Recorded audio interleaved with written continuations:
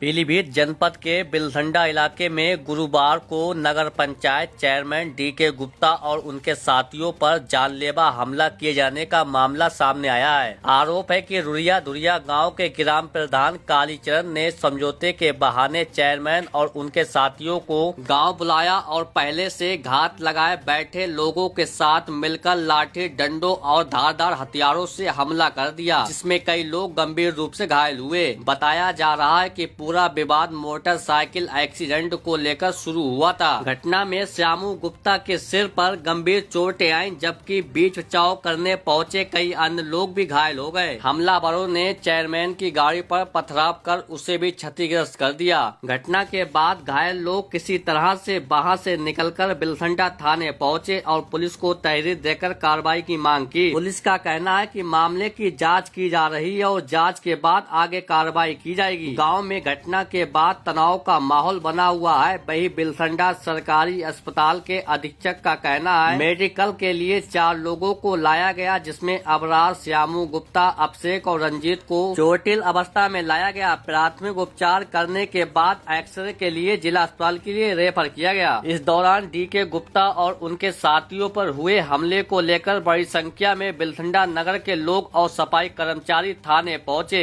जमकर उन्होंने हंगामा किया और कार्रवाई को लेकर मांग की। सुनिए चेयरमैन डीके गुप्ता की जुबानी और घायल श्यामू गुप्ता ने क्या कुछ कहा है। पीलीभीत से भारत न्यूज के लिए अली अंसारी की खास रिपोर्ट। मामला तो कुछ नहीं था, लेकिन एक बदमाश है ग्राम रुरिया के प्रधान कालीचरण।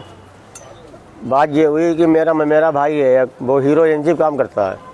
हीरो एजेंसी पे कोई मोटरसाइकिल को एक्सीडेंट को लेकर कोई बातचीत हुई होगी, तो कालीचरण का ही मेरे पास फ़ोन आया कि भैया उसने मेरी बेइज्जती कर दी और मैं जो हूँ कि मैं फांसी लगा लूँगा। अरे हमने कैसी बात कर रहे हो कालीचरण यार, तुम अपने आदमी हो। अब मैंने जब अपने भाई को बुलाया, वो बोला भैया कोई गलती अगर हमसे हो गई तो हम माफ़ी मांग लेंगे। तो मैंने कालीचरण से कहा हम लोग आ रहे हैं। मैं उसे लेके चला गया। ये लोग अपनी पूरी तैयारी में बैठे थे और जैसे ही हम लोग पहुँचे गाड़ी से उतरे, अब इन्हें लाठी डंडा पत्थर ईंटा से हमला कर दिया। मेरी गाड़ी फोड़ दी और पीछे से जब मैं गाड़ी लेके चला तो पीछे से किसी ने फायर किया और मेरी पीछे वाली गाड़ी का शीशा फूट गया। आपसे भी मारपीट की है? आपको भी मारा पीटा है? हाँ, पीछे से ईंटें चला रहे थे, एक मेरे भी लगी। और जो लड़का है उसका क्या नाम, जो घायल हुआ है बता रहे हैं? लड़का एक रंजीत की तो हड्डी टूट गई और एक लड़का जो मेरा भाई है उसकी खपली फट गई यहाँ से, और एक लड़का अरमान है नाम का, अनीस नाम का, उसकी भी खपली फट गई है। कई लोग चोटिल हुए हैं। मतलब पूरे उनने लाव लश्कर से तैयारी में बैठ के उनने प्री प्लानिंग हमला किया। श्याम बताओ क्या हो गया, पूरी बात बताओ। हमने परसों एक गाड़ी फाइनेंस की थी, रुरिया का कस्टमर था प्रेमपाल नाम का। वो अपनी बैंक किताब देने के लिए बिलसंडा आ रहे थे। पीछे से उनकी गाड़ी में तुरापुर के सरदार जी ने टक्कर मार दी, जिसका समझौते के लिए गांव के प्रधान जी रुरिया के कालीचरण जी और प्रेमपाल जी और सरदार जी, गाड़ी का खर्चा आ रहा था 3350 रुपये।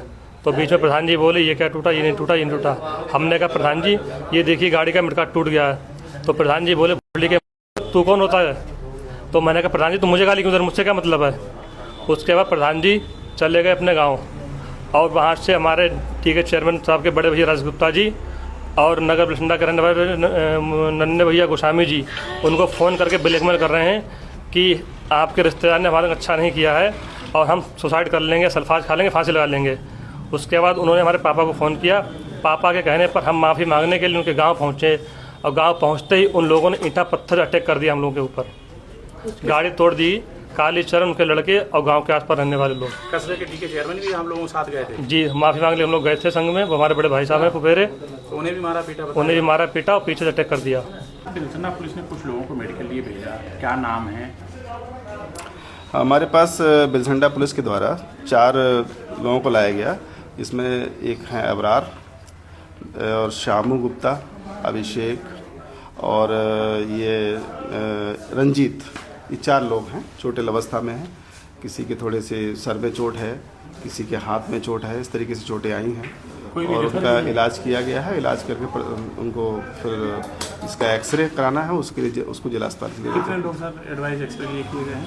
इसमें हमारे पास 3 लोगों को हमने एक्सरे के लिए एडवाइस किया है। बाकी इन तीनों को ही जिला अस्पताल के लिए संदर्भित किया है।